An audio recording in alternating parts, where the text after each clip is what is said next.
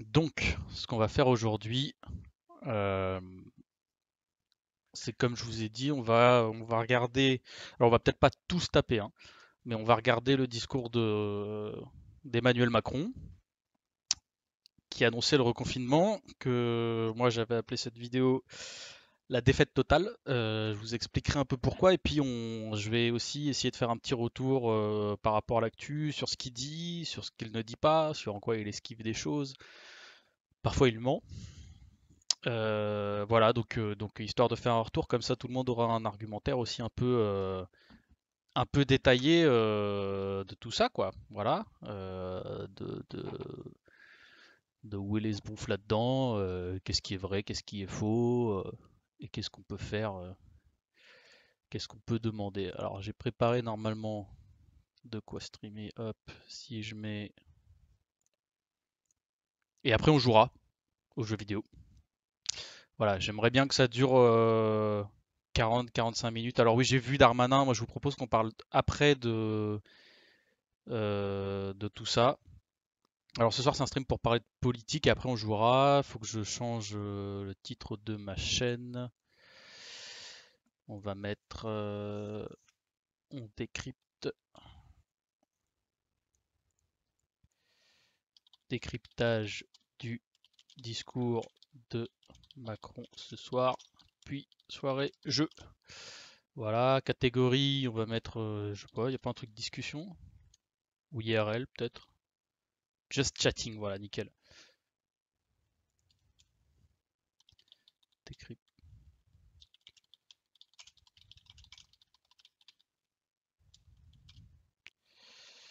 Hop.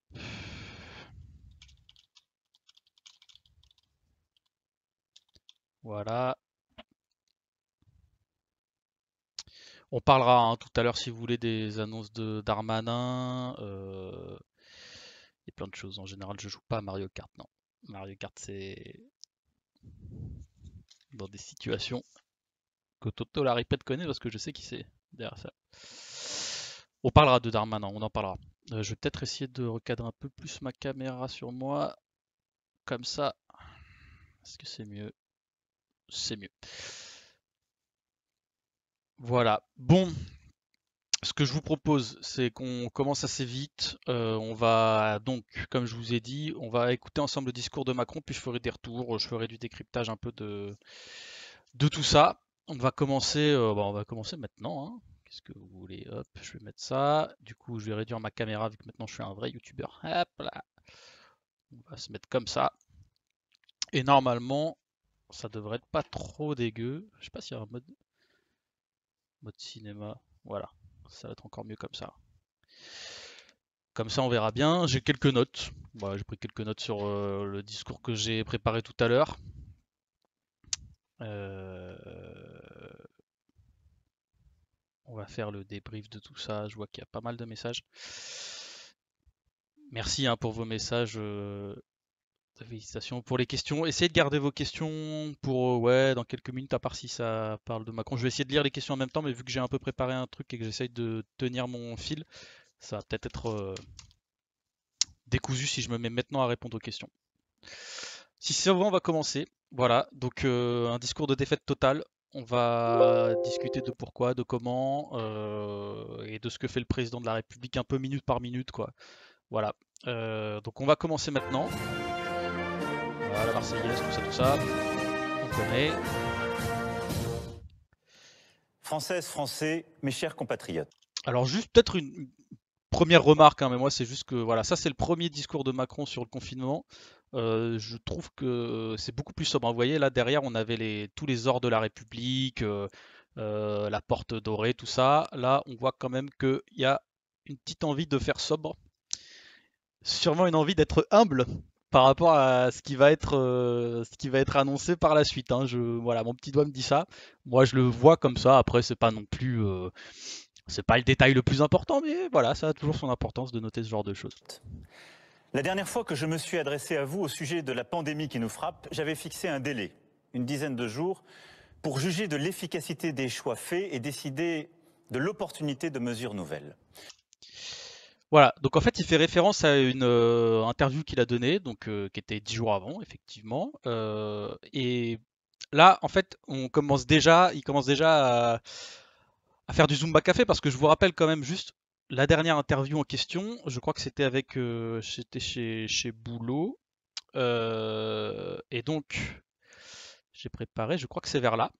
Ouais, je vous laisse découvrir ce qu'il dit. Bonsoir. Nous n'avons pas perdu le contrôle. Voilà. Donc en fait, c'était ça sa dernière interview il y a 10 jours. Donc une Où journaliste qui en demande ça. sommes-nous aujourd'hui en France? Est-ce qu'on en est au même niveau qu'à la mi-mars, juste avant d'entrer dans le confinement? Est-ce qu'on a perdu le contrôle de l'épidémie? Bonsoir. Nous n'avons pas perdu le contrôle. Voilà. Donc autant vous dire qu'on sent que ça va être la merde et que ça va être très compliqué pour lui d'expliquer pourquoi on a perdu le contrôle. Donc on continue. Nous y sommes. Et si les efforts consentis ont été utiles, la lucidité commande d'admettre que cela ne suffit pas, cela ne suffit plus. Alors voilà, ça typiquement en politique, c'est le genre de phrase, c'est très pratique. Les efforts qui ont été faits, ça ne suffit pas, ça ne suffit plus. Mais c'est pas ça la question. La question c'est est-ce que ça a déjà suffi? Parce que ça suffit pas, ça suffit plus. Moi, je veux bien, mais on a quand même fait des annonces. Ça fait des mois qu'on parle de ce qui se passe dans le métro. Par exemple, à titre personnel, hein, moi, je prends le métro tous les jours. Le métro est souvent blindé. Il n'y a aucun gel hydroalcoolique dans les rames, etc. Donc en fait, ça suffit plus. Les mesures que lui a pris, il dit ça suffit plus. Mais peut-être qu'en fait, ça n'a jamais suffi. C'est ça la vraie question qu'il faut se poser. Donc on va continuer. Alors quelle est à cette heure la situation de notre épidémie? Le virus circule en France à une vitesse que même les prévisions les plus pessimistes n'avaient pas anticipée. Voilà, alors là on entre dans le gros, on entre dans le dur très vite, hein. 42 secondes d'interview, et enfin 42 secondes de discours, et on est déjà... Alors attendez, apparemment il y a un troll, je sais pas qui c'est. Euh, Je vais mettre en gros plan. Je sais pas qui est le troll. Le RN premier sur le troll des gens des filles. Vous savez quoi, on va laisser les gens parler. Euh, Ça doit être Pococo là, c'est ça? Sinon, c'est pas grave, laissez les gens parler, c'est pas très grave. Là, j'ai fait un ban un peu. Ok, voilà, j'ai fait un ban un peu rapide. C'est pas très grave s'il y a des gens qui viennent troller, franchement. Donc, on va reprendre et on va pas se laisser perturber par l'agenda des fascistes. Donc, je reprends, hein. Donc, on est à 40 secondes de discours. Circule en France à une vitesse que même les prévisions les plus pessimistes n'avaient pas anticipée. Voilà, donc les prévisions pessimistes n'avaient pas anticipé, selon Emmanuel Macron, ça. Eh ben c'est faux, voilà, donc je suis allé rechercher. Vous avez par exemple un article du Monde, là, qui a été publié le 29 octobre. Pourquoi Emmanuel Macron a tort de dire que l'épidémie de Covid-19 a surpris tout le monde? Donc, je vous le fais rapidement. En fait, vous avez l'Institut Pasteur, hein, c'est noté là, qui avait envisagé une saturation plus rapide des services de réanimation, même si anticiper une épidémie, c'est vrai que c'est un art qui est compliqué. Il n'y a pas de science sûre là-dedans, faut pas se mentir. Mais enfin voilà, je vous lis hein, juste l'article du Monde qu'on peut pas accuser d'être des grands bolcheviks. Les différentes modélisations qui ont été versées au débat public ces derniers mois tentaient d'explorer plusieurs cas de figure possibles. Un exercice difficile. Début octobre, le gouvernement s'est appuyé à plusieurs reprises sur des prévisions de l'Institut Pasteur datées du 25 septembre, donc c'était un mois avant. Le 4 octobre, le journal du dimanche relayait ces entre guillemets, projections qui inquiètent le gouvernement, évoquant une possible saturation des services de réanimation dès la mi-novembre. Donc voilà, c'est faux. Ce que dit Emmanuel Macron au bout de 40 secondes, c'est déjà Zumba Café, c'est déjà pas vrai. Voilà, mais on va continuer, vous allez voir, c'est encore mieux après. Le nombre de contaminations rapportées à la population a doublé en moins de 2 semaines. Hier, 527 de nos compatriotes sont décédés du Covid-19. Voilà, alors là, c'est cas d'école. Donc là, on n'est plus en guerre, hein. On sort des PowerPoint maintenant, c'est ça l'arme, hein. Au début, on était en guerre, maintenant, on est en PowerPoint. Alors déjà, vous noterez qu'en fait, quand vous avez un tableau comme ça, déjà, rien que du point de vue de la couleur, ça je ne sais pas si c'est forcément fait exprès, mais rien que du point de vue de la couleur, en fait, votre regard, il va se tourner vers le rouge. C'est comme ça, voilà, il va se tourner vers les informations, et en fait, votre attention va être fixée sur les chiffres là. Et en fait, vous allez voir que ce que fait après Emmanuel Macron, c'est qu'il va nous expliquer, ça on verra tout à l'heure, qu'il n'y a pas d'autre alternative possible. Là, les chiffres, ils vous disent, voilà, c'est l'urgence, c'est la merde, Et donc je justifie mes mesures parce que c'est la merde. Ce qui vous empêche en fait de voir plus loin, de vous poser la question de pourquoi on en est là, etc. Vous êtes fixé, vous êtes captivé quand vous faites un graphique comme ça vous captive le regard, ça vous captive l'attention, ça vous captive la réflexion, et du coup ça vous empêche de réfléchir un peu plus loin que ça. Donc ça, mine de rien, PowerPoint, d'un point de vue politique, moi je trouve ça très efficace en termes de communication. Parce que voilà, l'objectif c'est de vous dire que c'est la merde et que vous ne devez pas penser à autre chose que le fait que c'est la merde. Hier, nous avons dénombré près de 3000 personnes en réanimation, soit plus de la moitié des capacités nationales. À la différence de la première vague, l'ensemble des régions se trouve aujourd'hui au seuil d'alerte. Dans de nombreux endroits, pour prendre en charge... Ça, pour le coup, c'est vrai. On va pas se mentir, la première vague, c'était beaucoup Île-de-France et dans certains endroits, il y avait des clusters. Pour le coup, c'est vrai que c'est le problème de cette seconde vague, c'est que c'est partout.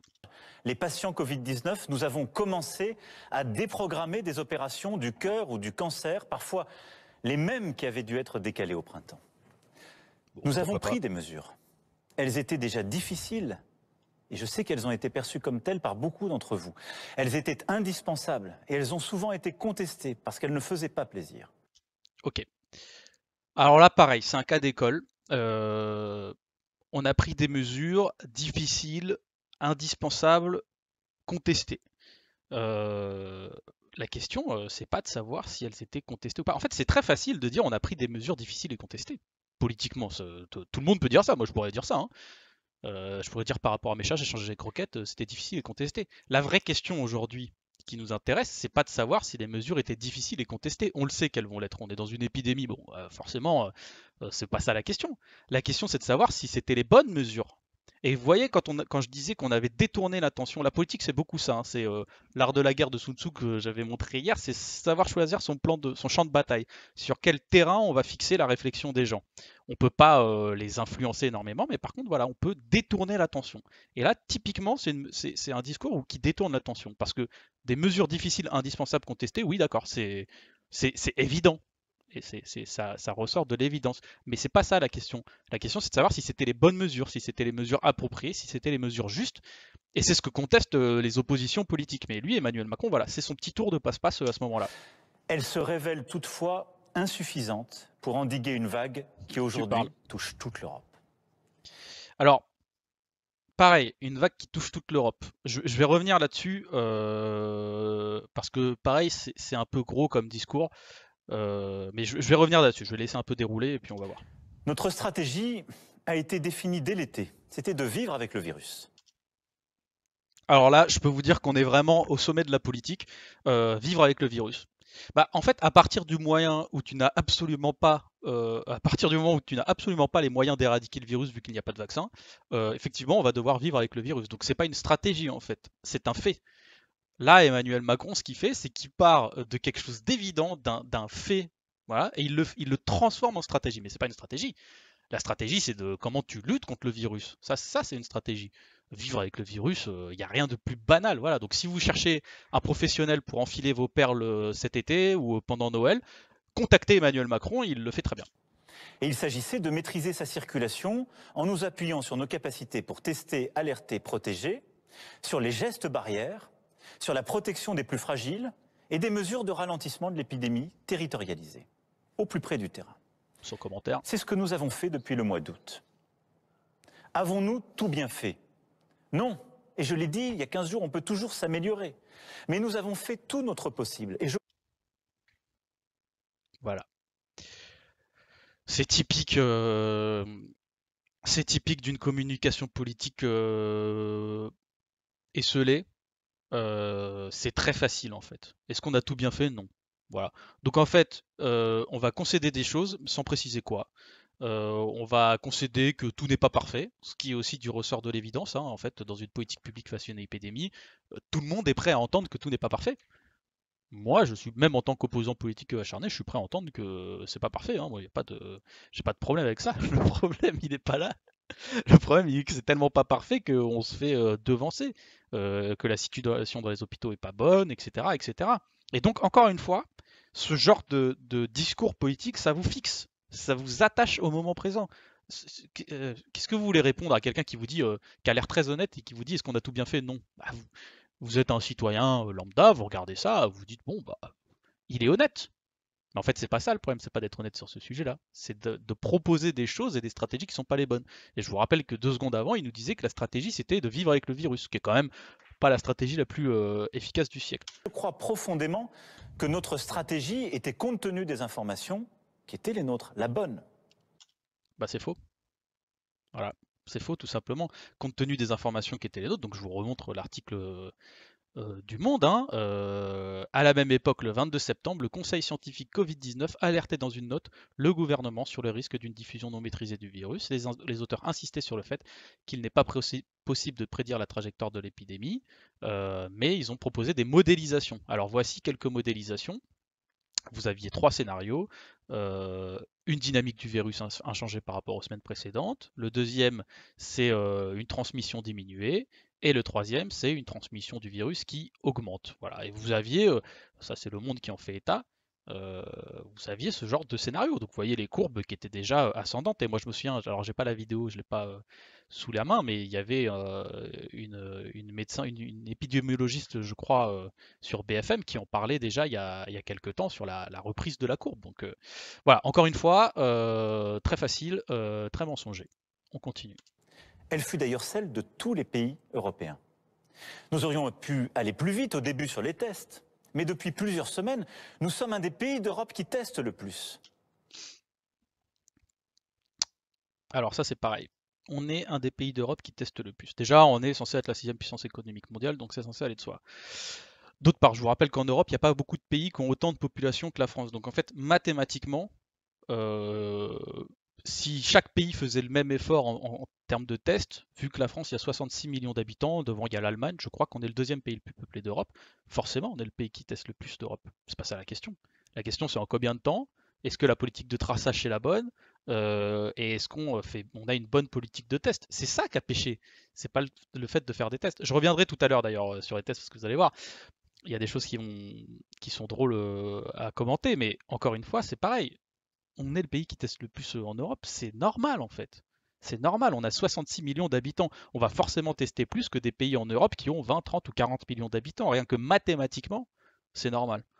Nous aurions collectivement sans doute dû davantage respecter les gestes barrières, en particulier au sein de la famille. Nous, c'est facile à dire, nous. Voilà, en fait, vous passez, quand il dit ça, il fait passer la responsabilité qui au début est celle du gouvernement.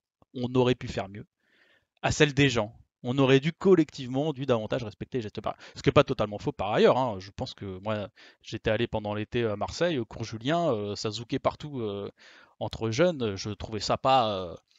Mais vous allez voir ce Ou qu'il dit avec juste les là. amis, qui sont les lieux où nous sommes le plus contaminés. Voilà, donc en fait, à partir du moment où c'est la famille et les amis, on peut reporter toute la charge d'un point de vue rhétorique, hein. Ils reportent toute la charge individuelle sur les gens. Or, il me semble quand même qu'il y avait aussi les universités, le travail, plein d'endroits, le métro, on ne sait pas en fait. Il y a des endroits où on ne sait même pas encore comment s'est propagé le virus. Par ailleurs, la famille, comment tu fais pour respecter des gestes barrières au sein de ta propre famille? Je rappelle quand même, par exemple, qu'il y a 4 millions de Français qui sont dans une situation de surpeuplement dans leur logement. Donc, gestes barrières ou pas gestes barrières, Faut-il nous le reprocher maintenant? Mais surtout, il faut reconnaître que, comme tous nos voisins, nous sommes submergés par l'accélération soudaine de l'épidémie. Par un virus qui semble gagner en force à mesure que l'hiver approche, que les températures baissent. Une fois encore, il faut avoir beaucoup d'humilité. Nous sommes tous, en Europe, surpris par l'évolution du virus. pour l'instant, pourquoi pas, même s'il y a des choses à dire. Surpris par l'évolution du virus, oui. On s'attendait pas, il y a peu de gens qui s'attendaient à ce qu'en hiver le virus prenne en force. Mais regardez la suite. Certains pays, comme l'Espagne, l'Irlande, les Pays-Bas, ont pris plutôt des mesures plus dures que les nôtres. Pourtant, tous, nous en sommes au même point. C'est pas totalement vrai.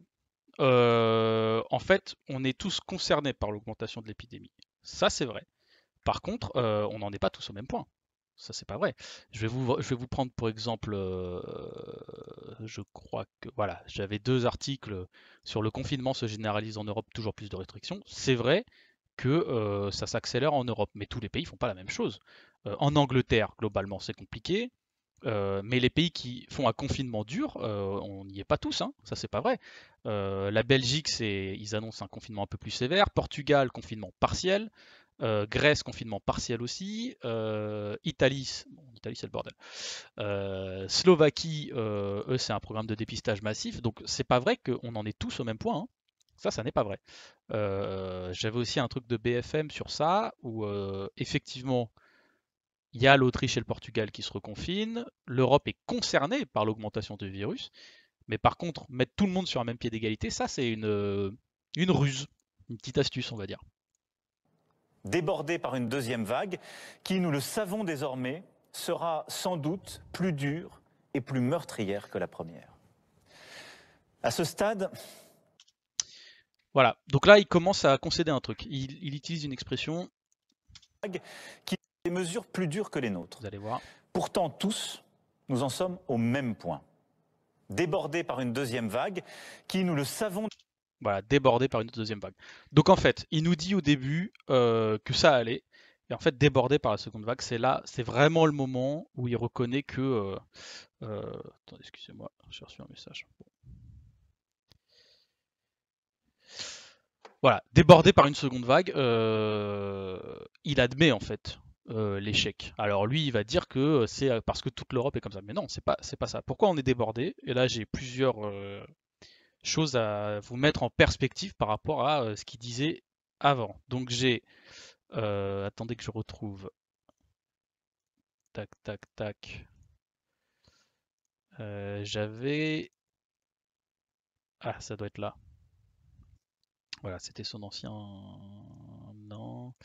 J'ai une... Normalement, c'est l'interview avec Salamé et Boulot. Ouais, c'est ça. Est-ce que c'est Salamé et Boulot, ça? Non. Alors, on va mettre Macron, interview, Salamé. Voilà, je réponds aux questions. Salle des fêtes. Et donc, il dit qu'il... Retenez bien, hein, il a dit qu'on était débordé. Donc, à 26 minutes 50, j'avais noté.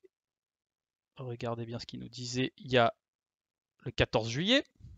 Qui pourraient penser, parce qu'ils ont des formes qu'on appelle asymptomatiques, que c'est pas grave, qu'eux peuvent prendre tous les risques. Simplement, quand ils prennent ces risques, ils accélèrent la propagation du virus. Et ils peuvent le transmettre à d'autres, à des aînés. Donc voilà, le masque et on protège. Ça, c'est le premier pilier de la stratégie. Le deuxième, c'est les tests.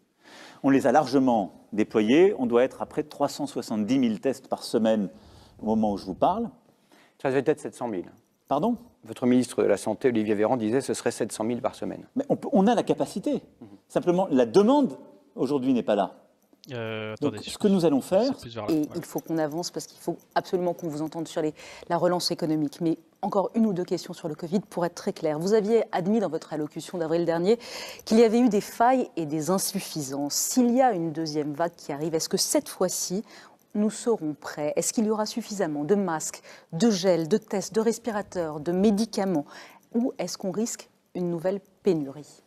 Oui, nous serons prêts. Oui, nous serons prêts. C'était le 14 juillet, quelques mois plus tard. Vague, débordée par une deuxième vague. Ça fait mal, hein. La réalité, ça fait très très mal. J'avais un autre extrait aussi, je crois que c'était là, c'était Véran chez Bourdin. C'est une faute. Je vous ai dit que c'était dommageable. J'ai pas à condamner un État, sinon je vais recevoir des coups de fil. Je vous dis que je considère que la place des États-Unis est au sein de l'OMS. Bien. Combien de Français sont-ils dépistés chaque semaine? Ah non, ça c'est sur les dépistages, on y reviendra tout à l'heure. Voilà, donc débordé par une seconde vague. Je vous rappelle, hein, juste pour rappel, c'était le discours de Mélenchon le 28 avril. Donc ça date, hein, vraiment.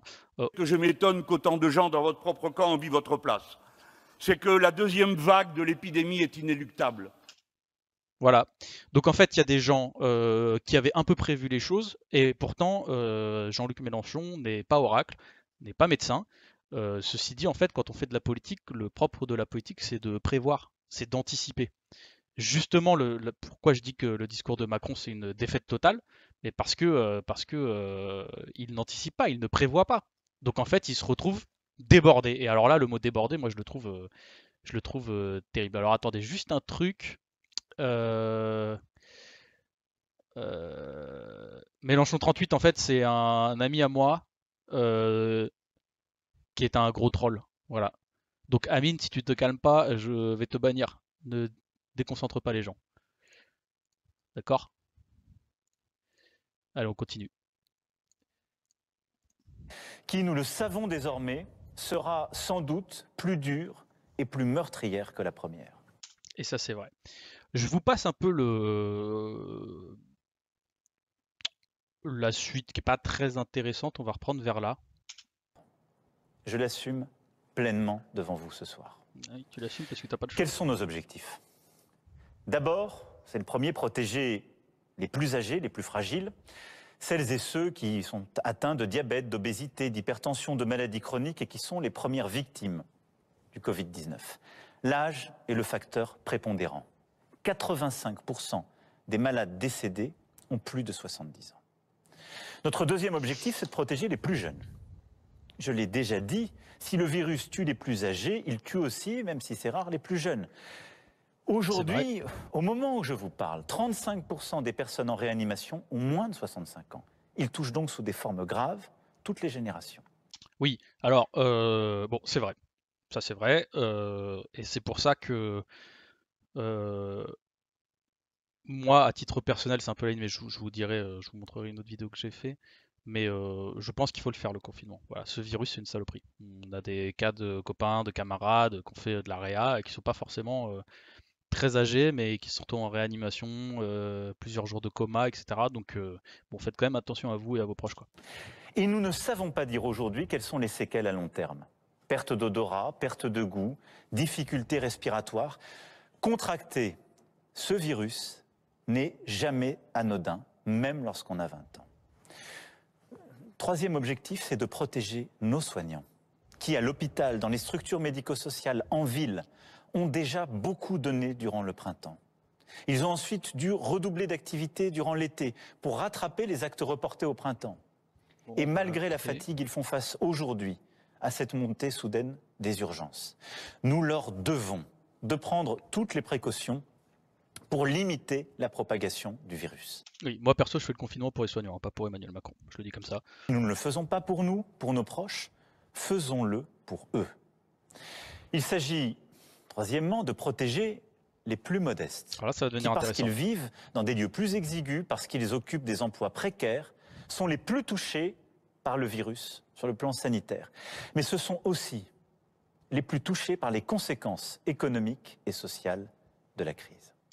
Ok, donc en fait, il vous dit ça, mais il ne vous a fait aucune annonce. Absolument aucune annonce vis-à-vis des plus modestes. Moi, je vous ai retrouvé deux petits trucs de Éric Coquerel, donc c'était en octobre, 6 octobre et 16 octobre. Où en fait, ce qu'on essaye de dire depuis le début, c'est que le gouvernement a mis un argent public pour les grandes entreprises pour soutenir l'activité économique. Ça, en soi, pourquoi pas? Pourquoi pas investir Le problème, c'est qu'on l'a mis, on a déversé, je crois, 20 ou 30 milliards d'euros sans contrepartie, et notamment aux plus grandes entreprises. Regardez un peu ce que vous disait quelqu'un comme Éric Coquerel, donc député LFI, en octobre, au début octobre 2020, quand on faisait le bilan un peu de tout ça, c'est quoi? C'est que la suppression de l'impôt sur la production, qui est une des mesures phares du gouvernement pour soulager un peu les entreprises, ça va profiter essentiellement aux 280 plus grandes entreprises du pays.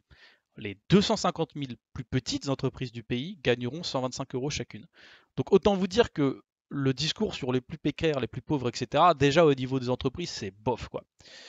Il y a une autre vidéo où ça on en parlait le 16 octobre, 10 millions de pauvres, mais les 100 Français les plus riches ont gagné chacun 1,2 million d'euros par an grâce à Macron. Vous savez, il y a eu toute une période où on disait Macron président des riches. En fait, c'est quand même, moi, ça m'énerve un peu qu'on ait un discours complètement creux sur la pauvreté, alors qu'on sait qu'il va y avoir 10 millions d'euros, 10 millions de pauvres en plus, enfin 10 millions de pauvres à la fin de l'année, et je pense avec le reconfinement, ça va être encore pire. Donc, encore une fois, ça, dans le discours d'Emmanuel Macron, c'est facile à dire. C'est facile à dire qu'il faut prendre soin des pauvres, etc. C'est quand même un peu plus difficile de trouver des marges de manœuvre, de faire des choix politiques pour que on prenne soin des gens qui sont justement pauvres. Enfin, il nous faut protéger notre économie. Je ne crois pas à l'opposition entre santé et économie que certains voudraient instaurer.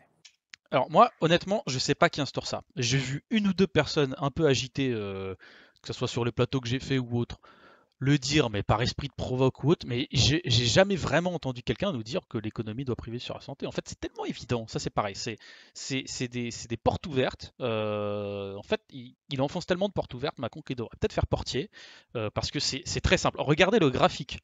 Protéger les Français, protéger les plus âgés, les plus jeunes, les soignants, les plus modestes, l'économie. En fait, bon, ok, voilà. En fait, c'est la mission de l'État tous les jours, même hors épidémie. Donc, moi, je ne vois pas l'intérêt de ce genre de déclaration. Je trouve que c'est très vide. Euh, à part peut-être se distinguer d'un Trump qui dit que l'économie avant tout et tout, mais même lui, en fait, ne dit pas vraiment ça. Donc, bon, voilà, Il c'est n'y a facile. pas d'économie prospère dans une situation sanitaire dégradée avec un virus qui circule activement. Waouh. Et je vous le dis très clairement, il n'y a pas non plus un système de santé qui tient s'il n'y a pas une économie forte pour le financer. Voilà. Est-ce que vous avez appris quelque chose ici de cette déclaration? Non. Voilà, c'est du vide, c'est le vide cosmique. C'est même difficile de le commenter en fait, tellement c'est vide. Par contre, c'est très utile pour occuper l'espace, pour occuper le temps et pour faire semblant d'avoir des choses à dire. Parce qu'en fait, Macron, il n'a pas grand-chose à dire. Donc voilà, ça typiquement, le temps que vous passez à ne rien dire, c'est aussi du temps que vous esquivez, c'est une forme d'esquive, que vous esquivez pour répondre à des questions concrètes. Les 30 secondes qu'il a utilisées là, il aurait pu les utiliser pour dire j'annonce telle mesure nouvelle, ce qu'il ne fait absolument pas dans son discours. Juste équilibre qu'il nous faut sans cesse rechercher, sans jamais perdre de vue un principe intangible. Pour nous, rien n'est plus important que la vie humaine. Voilà, bah pour moi aussi, hein. Mais bon, je sais pas. Quelles sont dès lors les stratégies possibles pour arriver à ces objectifs? Voilà, donc là on va arriver sur la stratégie. Donc je vous rappelle que la première stratégie glorieuse d'Emmanuel Macron, c'était de vivre avec le virus. Donc je vous avoue que c'est quand même pas une stratégie de fou, donc on va voir concrètement ce qu'il propose. Nous pourrions, certains le préconisent, ne rien faire et assumer de laisser le virus circuler. C'est ce qu'on appelle la recherche de l'immunité collective, c'est-à-dire lorsque 50-60% de la population a été contaminée. Le Conseil scientifique a évalué les conséquences d'une telle option. Elles sont implacables. À très court terme, cela signifie le tri entre les patients à l'hôpital. Et d'ici quelques mois, c'est au moins 400 000 morts supplémentaires à déplorer. Bon, ça je trouve que ce passage est utile, quand même, faut le reconnaître. Pourquoi? Parce qu'il y a des gens qui sont tentés par cette option, alors de moins en moins, hein. Donc là, pour le coup, c'est un discours qui est utile parce que c'est un argumentaire politique qui vise à convaincre avec des chiffres, avec quelque chose de concret pour vous dire pourquoi l'immunité collective ça marche pas. D'ailleurs, je crois que le seul pays en Europe qui a essayé ça, c'est la Suède. Objectivement, ça marche pas. Et il me semble même avoir entendu, mais ça il faut le confirmer, que le virus en plus mute un peu, etc. Ce qui est encore plus compliqué. Donc bon. Ça, ces 30 secondes-là, voilà, on a trouvé un petit îlot d'utilité sociale au discours. Jamais la France n'adoptera cette stratégie. Jamais nous ne laisserons mourir des centaines de milliers de nos concitoyens. Ce ne sont pas nos valeurs, ça n'est pas non plus notre intérêt. Bon, après, on n'est pas obligé d'en faire des caisses, ce ne sont pas nos valeurs. Je ne suis pas sûr qu'il y ait beaucoup de pays pour qui c'est une valeur en soi de laisser mourir les gens, mais bon, continuons. Une deuxième voie serait de confiner les seules personnes à risque. Cette voie n'est pas non plus, au moment où je vous parle, utilisable. D'abord, elle suppose une discussion éthique. Mais d'une part, nos aînés, comme les personnes vulnérables, ont souvent besoin d'une assistance extérieure pour leurs soins, leur ménage, la livraison de leurs repas.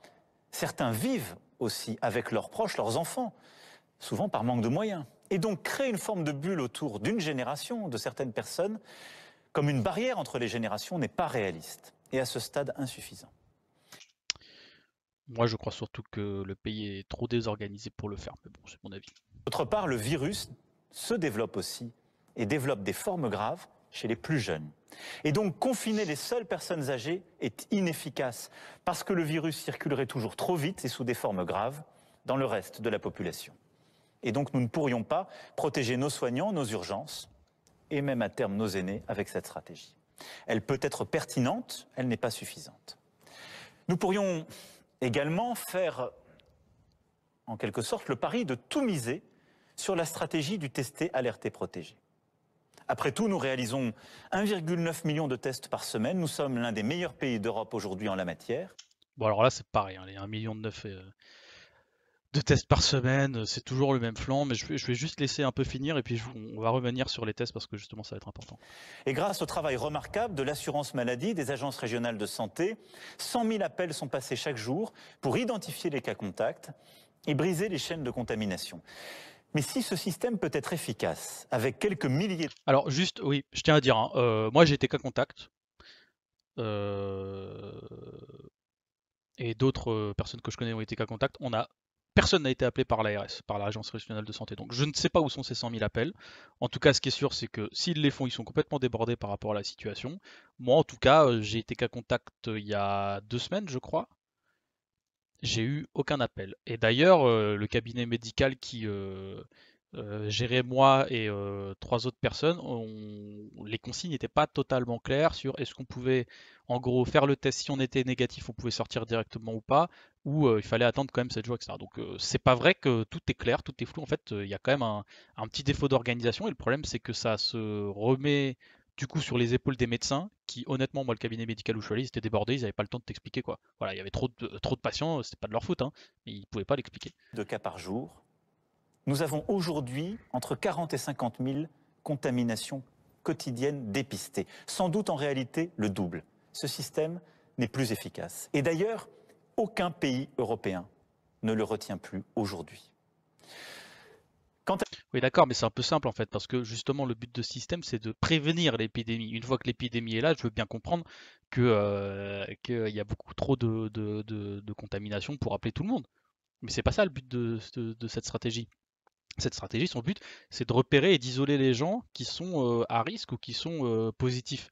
Si on en est là aujourd'hui, évidemment, il y a le fait que l'épidémie soit plus violente en hiver, mais il y a aussi le fait qu'on ait échoué sur ça. Je vous rappelle quand même à Wuhan, en ce moment, voilà quoi, la Chine, les pays asiatiques en général ont l'air de mieux s'en sortir que les pays européens, hein. Donc toujours se remettre aussi sur les pays européens, je ne sais pas si c'est très pertinent parce qu'il y a des pays qui font mieux que les pays européens. Peut-être qu'en fait les pays européens n'est pas bon, tout simplement.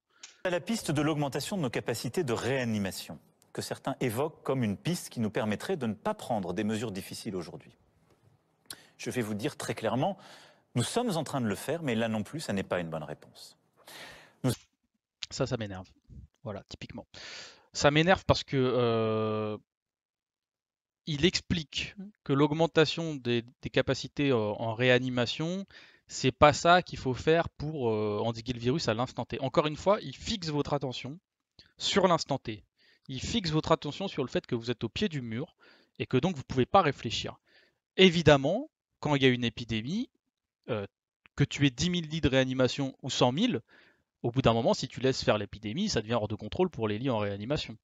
Mais il y a quand même un sujet, c'est que par exemple, quand tu as plus de lits en réanimation et que l'épidémie est en train d'arriver, tu n'es pas obligé de déprogrammer, comme il disait au début, des opérations du cœur de certaines personnes, etc. Donc mine de rien, le fait d'avoir plus de lits en réanimation, je suis désolé, c'est quand même utile. Alors c'est clair que des lits en réanimation, ça ne s'invente pas du jour au lendemain. Mais n'empêche que si depuis 2017, par exemple, on avait commencé ce boulot-là, il est clair qu'on en aurait eu plus. Je rappelle quand même que sous le quinquennat Macron, depuis 2017, en 2 ans, on a supprimé, je crois, 7000 lits d'hospitalisation complète. Aujourd'hui, les lits d'hospitalisation complète, c'est aussi, il me semble, ce qui est converti en lits de réanimation quand c'est trop saturé dans les hôpitaux. Donc c'est pas vrai qu'on aurait pu rien faire non plus. Ouais. Nous avons les stocks de médicaments, les respirateurs, les masques, les blouses, les gants, tout le matériel nécessaire. Parce que nous avons appris de nos insuffisances, de nos manques durant la première phase. Ouais, alors nos insuffisances, nos manques, moi je tiens à rappeler quand même, par exemple, il y avait, ça me rappelle quelque chose, c'était ça, donc typiquement Peter Surgical, je sais pas si je vais retrouver le lien, ouais, ça c'était un truc qu'on avait fait il y a pas longtemps.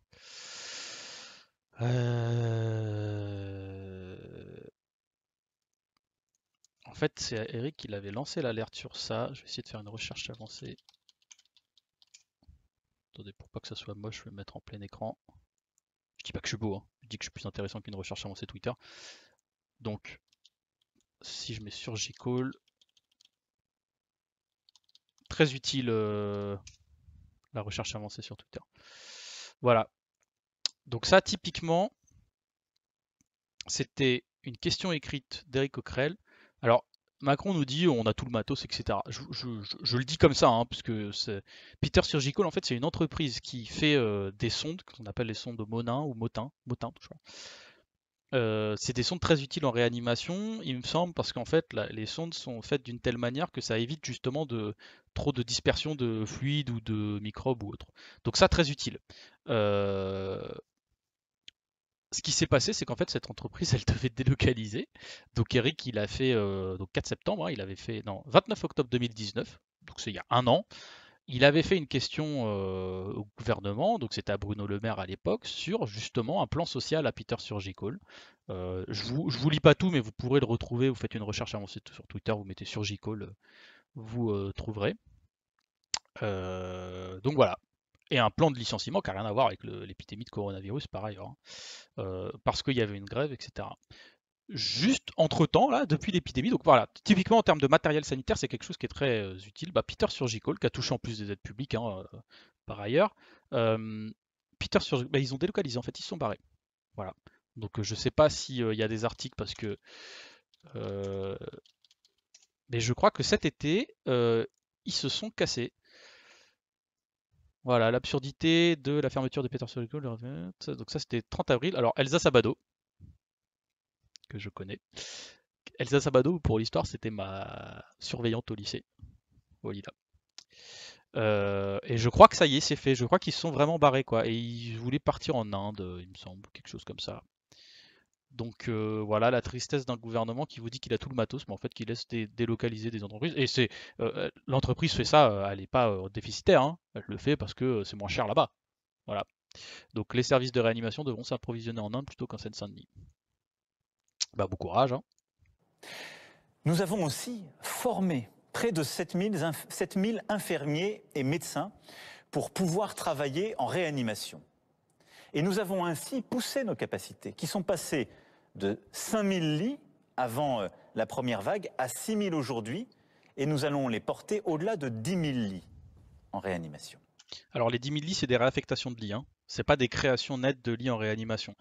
Il me semble, peut-être que je me trompe sur ça parce que j'ai pas eu le temps de vérifier l'info, mais je crois que c'est des réaffectations de lits d'hôpitaux classiques qui sont affectés. Donc un effort colossal a été fait. Donc c'est pas un effort colossal. De formation, d'investissement. Mais il n'est pas suffisant face à cette vague. Nous agissons aussi sur le moyen terme. Le Ségur de la santé, qui correspond à 8 milliards d'investissements par an investis dans l'hôpital et notre santé, permettra de renforcer l'attractivité des métiers. Voilà, le Ségur de la santé, article du 15-10-2020, déçu par le Ségur de la santé, les personnels hospitaliers en grève. Donc si vous avez vraiment l'impression que les personnels hospitaliers sont contents de ça, moi je vous le dis non. Voilà. Alors, il n'y en a pas beaucoup qui font la grève en ce moment parce qu'ils sont tout à leur mission de protection des Français et de soins des Français. Mais je peux vous dire que ça soit dans les centrales syndicales comme en fait chez les soignants qui sont pas forcément syndiqués ou qui sont vaguement sympathisants, les gens sont dégoûtés en fait. On leur a donné la moitié de ce qui était prévu. Et surtout en fait, il faut aussi pas oublier que ok, on met un peu d'argent à l'issue du Covid. En fait, on se rend compte pendant le Covid que l'hôpital public c'est important, mais la moyenne des salaires des soignants dans l'OCDE c'est une des plus basses. Alors je sais pas si je peux retrouver France OCDE. Mais en fait, on se fout d'eux, quoi. Tiens, ça c'est un article de LCI, donc a priori c'est plutôt, plutôt fiable. Tac, tac, tac, un salaire en moyenne en dessous. Alors, 2070 € net Chiffre à par l'appui, mois. vous avez compris. Attendez, je coupe ça. On est 22e sur 33. Voilà, dans l'OCDE. Organisation de coopération et développement économique. Voilà, c'est ridicule en fait. On est derrière des pays qui sont infiniment moins riches que la France en termes de salaire des soignants. Donc moi je peux comprendre qu'ils en aient un peu marre. Voilà. 2 ans de mobilisation, hein, par ailleurs, avant le Covid, et personne ne les a écoutés à ce moment-là. Il faut 5 ans pour former un infirmier réanimateur, 10 ans pour former un anesthésiste. Oui, c'est pour ça qu'en fait il fallait peut-être s'y mettre avant. Il n'y a pas de solution magique. Ça n'est pas en quelques mois que nous pourrons créer véritablement une capacité totalement différente. C'est vrai, C'est vrai parce qu'il y a des gens qui ont tendance à penser que, en gros, il suffirait de donner l'argent. Moi, j'avais demandé, par exemple, à des responsables syndicaux, par exemple de Sud Santé, notamment Olivier Yoinou, qui m'a confirmé qu'effectivement, ça prend du temps. Donc, même si on s'y était pris depuis 2017, on serait encore en manque. Mais c'est pour ça qu'en fait, lisez bien les programmes des gens quand vous votez aux élections, parce que clairement, si même à partir de 2017, on aurait été si on avait enclenché le processus en 2017, on aurait été déjà en manque de soignants et de lits de réanimation. Effectivement, c'est le temps long. Encore une fois, là, vous êtes fixé, on est toujours pied au mur. En fait, c'est ce que j'appelle moi le chantage au bordel. C'est-à-dire, c'est le bordel, on peut pas faire autrement, il n'y a pas d'alternative, et donc il faut que vous soyez obéissants. Nous ne pourrons pas non plus, compte tenu du fait que les autres pays européens sont saturés, faire appel à une main-d'œuvre étrangère à court terme. Ouais, ça c'est ce que proposait Jean Messia. Je sais pas si vous avez vu cette vidéo assez drôle, de faire appel à des Africains. Alors, je vais la mettre quand même parce que c'était marrant. Attendez, faudrait que je la retrouve. Tac, tac, tac. Où est-ce qu'il est, Jean Messia? C'est génial, hein. L'homme le plus raciste du monde qui propose de faire venir des médecins africains en gros en France pour nous sauver. Alors j'imagine qu'après ils doivent dégager, hein, mais c'était ça. On arrive à faire rentrer en France plus de 250 000 personnes par an de nouveaux migrants. On peut avoir... Là, vous êtes très fort, on l'attendait. Tout le monde se fout de sa gueule, évidemment. Parce À part Elisabeth Lévy, hein, regardez, elle dit... regardez bien sa main. Là, vous êtes très fort. Elle fait quand même... Attendez, il a peut-être un peu raison. Bah non, non. Tu es raciste, les gens ne voudront pas venir chez toi, en fait. Voilà. Ils n'ont pas très envie de sauver Jean Messia. Je pense qu'il passe sa journée à leur vomir dessus.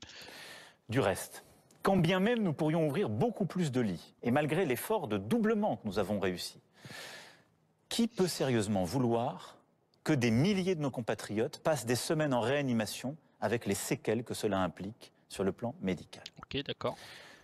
Quelle est donc aujourd'hui la bonne stratégie à retenir?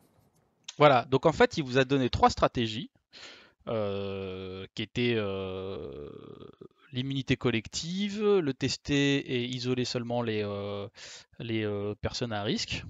Et en fait, à partir de ces 3 stratégies-là, il vous dit il n'y a pas d'alternative. C'est toujours le même discours, il n'y a pas d'alternative. Bah, en fait, si, il y en avait une d'alternative. Il y en avait. Il y a des pays qui ont fait mieux que nous, et y compris il y a des pays qui reconfinent comme l'Allemagne, mais qui ont beaucoup moins de morts que nous. Et ça doit quand même nous alerter. Et ça ne sera pas dans le discours d'Emmanuel Macron, parce que ça fait partie des échecs du gouvernement. Donc voilà, encore une fois, hop, les petites ficelles du métier, ça consiste à ça, à vous donner à vous fixer votre attention sur quelque chose et à pas vous poser, et à faire en sorte que, en tout cas le plus possible, parce que je pense que les gens ne sont pas débiles, mais à faire en sorte que vous ne vous posiez pas les bonnes questions par rapport au problème qui est donné. Confiner les plus âgés, les plus vulnérables, tester, alerter, protéger, augmenter les lits de réanimation. Aucune de ces solutions n'est suffisante en l'état actuel. Il faut aller plus loin. Après avoir consulté les scientifiques, dialogué avec les forces politiques, économiques et sociales, après avoir échangé aussi avec tous nos partenaires européens et pesé le pour et le contre, j'ai décidé qu'il fallait retrouver, à partir de vendredi, le confinement qui a stoppé le virus. C'est bien dit, hein. Il faut retrouver le confinement. Bon, bah, il nous disait qu'on serait prêt, mais il faut retrouver le confinement. Vous en tirez les conclusions que vous voulez, hein. Moi, je vous laisse trancher sur ça, mais même s'il s'agit de retrouver le confinement, voilà, on va à partir de là, je crois que c'est un peu long. Je regarde le discours, hein. Tac, tac, tac. Donc ça c'est les règles de la nouvelle étape. Donc là après il décrit un peu comment ça se passe concrètement, fermeture des bars, etc. Donc ça je pense qu'on peut le passer parce que vous êtes les premiers à être au courant que vous avez plus le droit de sortir sans justification. Je vais revenir quand même à ouais, juste une chose, je passe pas l'extrait parce que ça va être un peu long. Bon, on va passer un petit peu comme ça. Il y a quand même quelque chose, c'est le moment où, vous savez, en ce moment, il y a quand même un débat, notamment, moi je n'arrive pas à comprendre qu'on laisse ouvert des lycées avec 200 enfants qui mangent ensemble, où les postillons c'est partout à la cantine, et que par contre on ferme nos fleuristes et nos bibliothèques, quoi. Ça c'est quelque chose que je ne comprends pas, je pense qu'il y a beaucoup de gens qui ne comprennent pas, et en fait ça fait quoi? Ça fait que Amazon va rafler la mise. Alors j'ai vu que du coup ils ont fermé les stands de livres à la Fnac. mais c'est pas forcément ce qu'on demandait par ailleurs. Ce qu'on demande, c'est quand même de laisser des librairies ouvertes. C'est pas un vecteur de contamination. D'ailleurs, moi, si j'ai bien compris, en tout cas, j'entends ce que dit par exemple quelqu'un comme Roselyne Bachelot, qui est la ministre de la Culture, qui nous explique que aucun lieu de culture, a priori, à part peut-être le Puy du Fou et autres, mais les lieux de culture comme le théâtre ou le cinéma ne sont pas des lieux de contamination. Donc en fait, dans ce qu'il va dire là, bon, je passe, il passe sous silence ça, le fait qu'en fait, le problème quand tu as une politique qui est ultra centralisée comme celle-là, et où les décisions sont ultra centralisées, tu te retrouves à avoir des décisions quand même un peu absurdes. Moi, la librairie de mon quartier, je vois pas comment tu te contamines s'il y a que 3 personnes dans la librairie et que tu fais juste la queue ou la file. Je vois pas la différence énorme entre aller chez le boulanger et aller chez le fleuriste. Voilà. Donc ça, je passe juste l'extrait, mais c'est quand même pour vous rappeler qu'il y a ce genre de choses à avoir en tête aussi. Je vais revenir sur quel extrait. J'ai YouTube qui bug un peu. Avec des protocoles sanitaires renforcés. Ah, où est-ce qu'on en est là Les dans le facultés et protocole. Je vais faire sur protocole. Ouais. Faut que je passe encore parce que c'est certains qu'il n'est pas porteur du virus. certain qu'il n'est pas porteur du virus. Certains. Ok.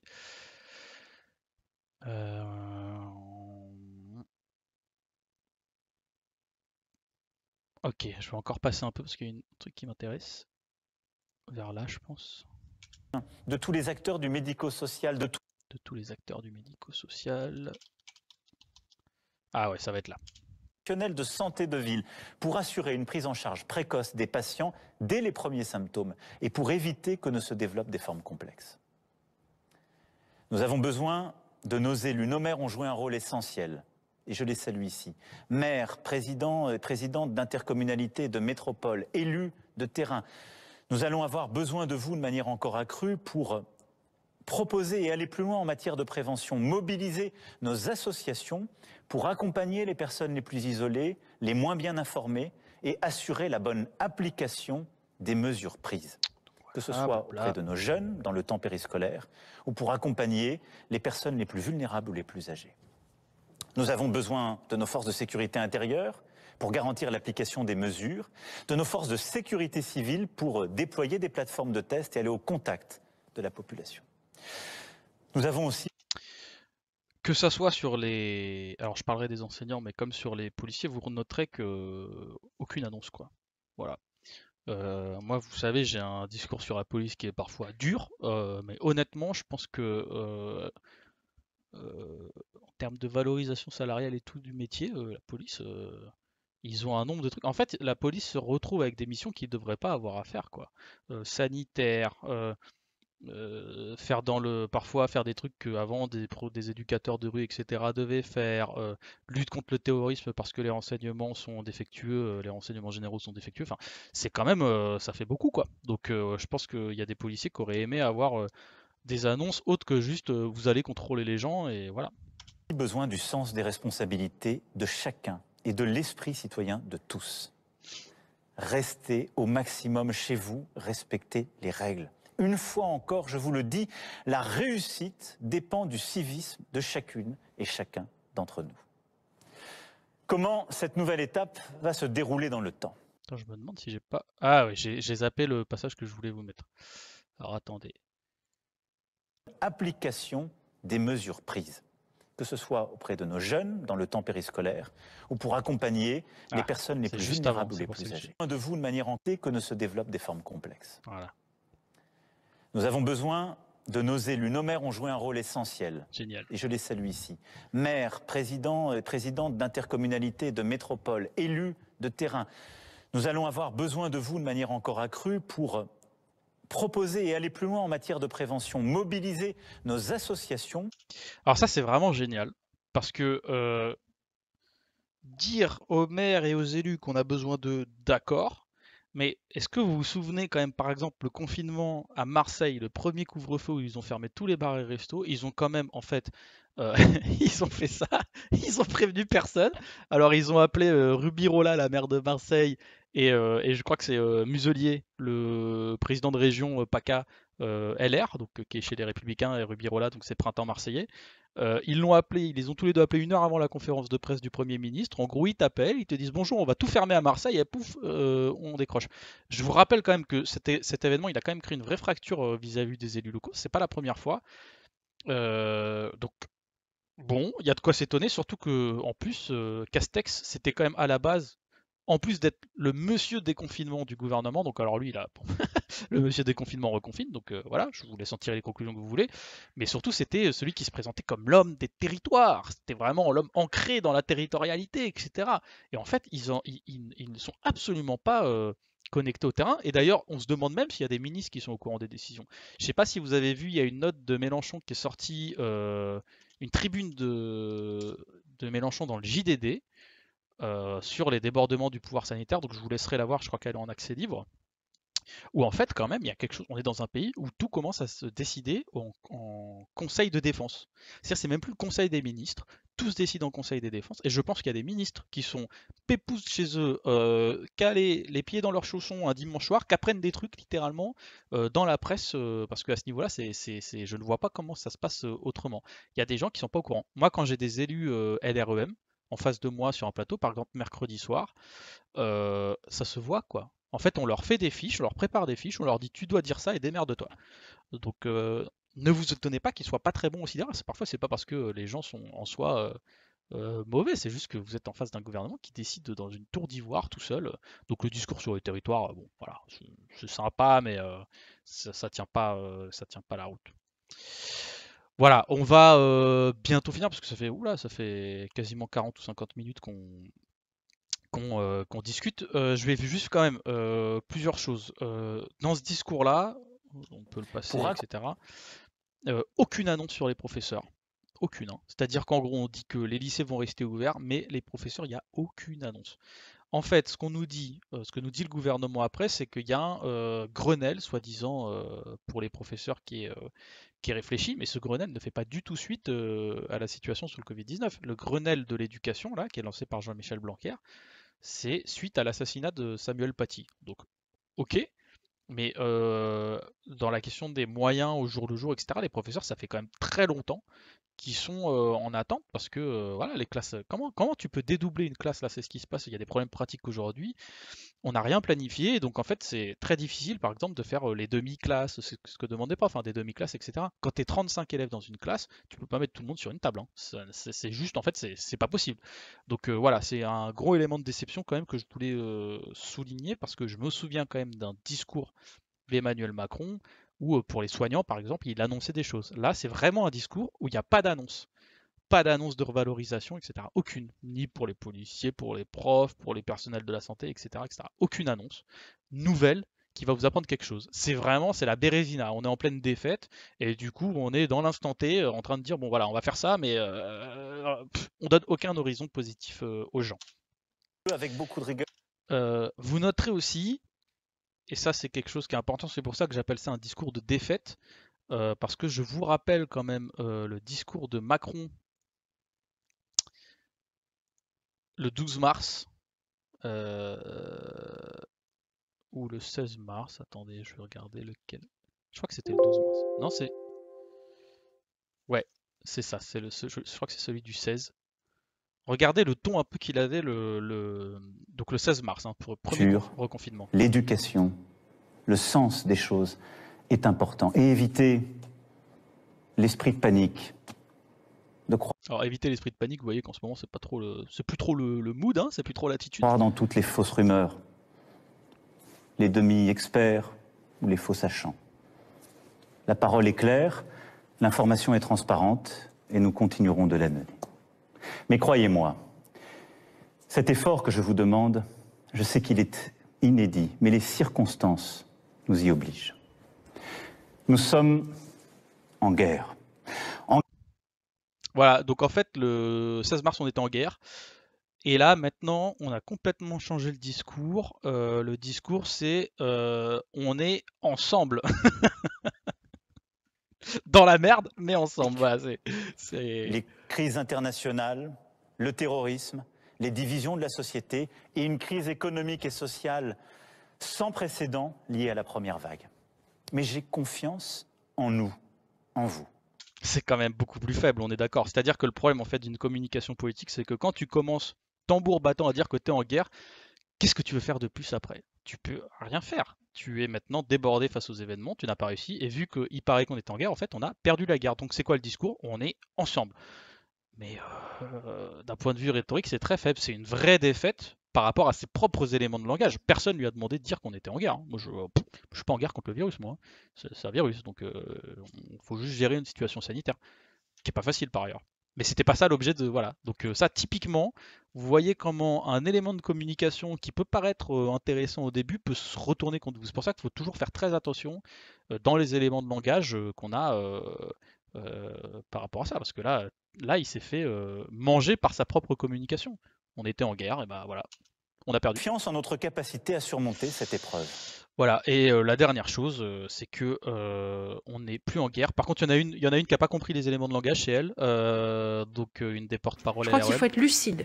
Il me semblait que le Premier ministre a même rajouté ces jours-ci que Noël ne serait pas comme les autres. Je crois qu'il faut être très clair et on peut déjà, enfin moi c'est ma recommandation en tout cas de s'y préparer.